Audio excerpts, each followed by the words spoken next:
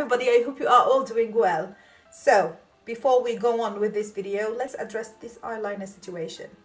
Does it ever happen to you that you sit to do your makeup having in mind that you are going to have a very tiny small wing and you end up looking like Amy Winehouse? Anyway, today is the final day of my Under Hype foundation series and I'm bringing for you a new foundation, of course, and today I'm going to review for you, wait for it, the YSL Touche Eclat Le Teint foundation. This is of course by the company YSL, and of course this is not the bottle that you get when you go to a department store to buy a 30ml product, because I have with me a very big size. This is the one that they keep where they give testers to people when they go to find the shade. And this foundation is a bit controversial because they have reformulated it to offer better coverage and better staying power, and many YouTubers say that this foundation is not that good, doesn't stay on the skin, it doesn't offer good coverage. YSL now claim that they have reformulated it, but it is still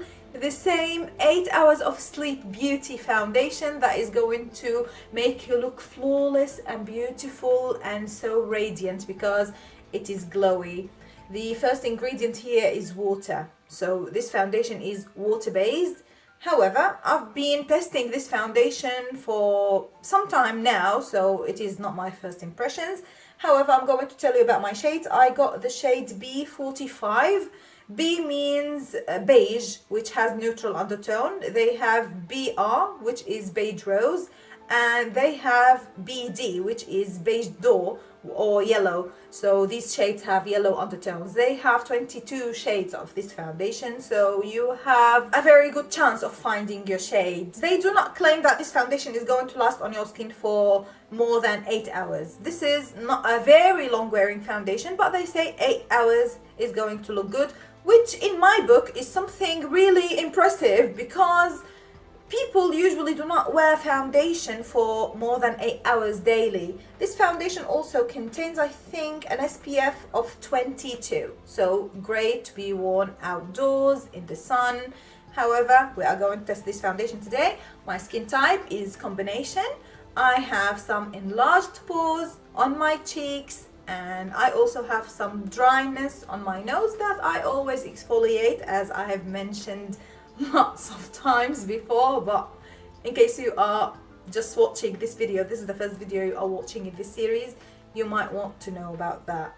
Today, under this foundation, as usual, I use my Elizabeth Arden moisturizer, which is an oil-free moisturizer. This is the bottle, in case you are wondering, and let's get into applying this foundation. So of course, because it is water-based, I'm just going to shake it so that the ingredients do not separate, and I'm just going to try and squeeze a tiny bit. This amount would do for now because I think this equals a pump, something like that.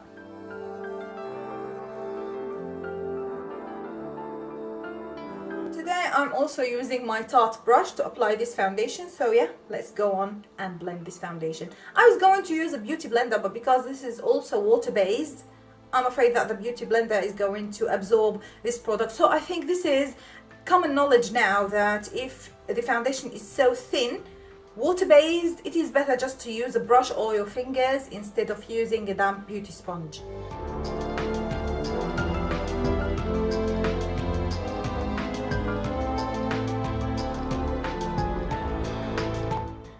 Like, are you kidding me? This foundation is awesome.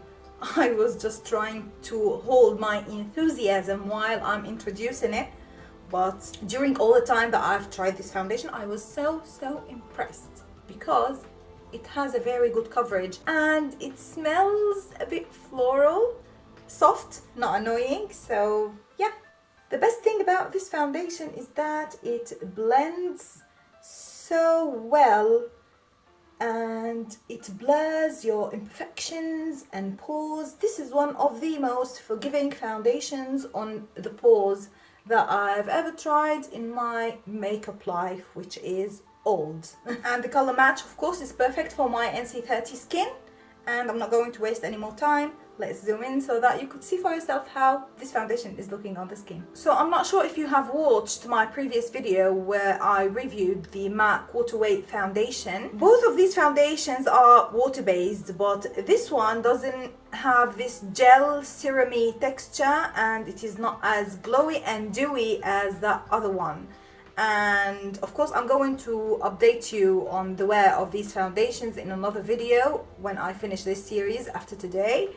But so far I would say definitely that this has a better staying power than the MAC Water Weight foundation, although both of them are water based. And of course this is less tricky to apply because it has better coverage and you could just go with a brush and it is not going to look streaky or cakey or things like that. So let's zoom back. I'm going to apply some powder here under my eyes because I do not want all of this black to travel all the way down during the day, especially that I'm going out today. So yeah, let's zoom out. So today I'm using the banana powder mixed with the RCMA no color powder just under my eyes with this big brush. The foundation is still a bit tacky, so I'm considering setting it, but for the time being I'm just going to leave it like that because it is not so dewy, but at the same time it looks radiant and nice. It is not oily by any means on my combination skin, and I have worn this before and it wore perfectly for 8 hours, so no issues with that. However, bronzers are powders, so let's use a bronzer. Of course I'm using the Makeup Revolution Vivid Baked Bronzer in the shade Golden Days here on my cheeks. So all we have to do is apply some lipstick and take a flash photo and then wrap up. Did you notice that I have tried to go as light as I can with my lipstick today? I'm using the Gosh lipstick in Antique, the one that I used in my last video. On top of it I'm using this Rimmel London Apocalypse lip lacquer. I think this is in the shade Nude. This is the palest shade they do. But yeah, I think the makeup is looking good. Let's take the flash photo. Surprisingly, not a lot of flashback with this photo, but again, this depends on the kind of flash. I think this foundation is great to be worn on day-to-day basis. I'm going to insert a photo at the end of this video as always, showing you how this foundation is looking after several hours of wear.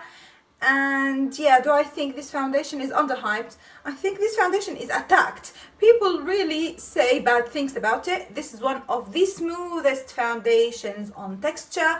It is very forgiving. It gives your skin this appearance that you had enough sleep, 8 hours sleep. It has a scent. The scent is nice. It is a bit cucumbery and the texture is amazing. It has SPF and they have loads of shades. I do not have anything bad to say about this foundation, and for the price that you are going to pay for it, of course this retails for £32.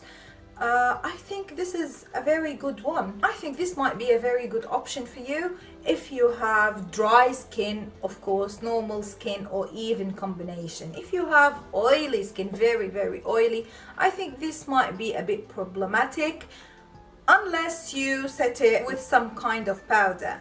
Anyway, please stay tuned for my next video in which I'm going to showcase all of these foundations and compare them with each other and tell you which ones I recommend based on the wear, the finish and the price. So yeah, until I see you in my next video, as usual, please be safe. Bye!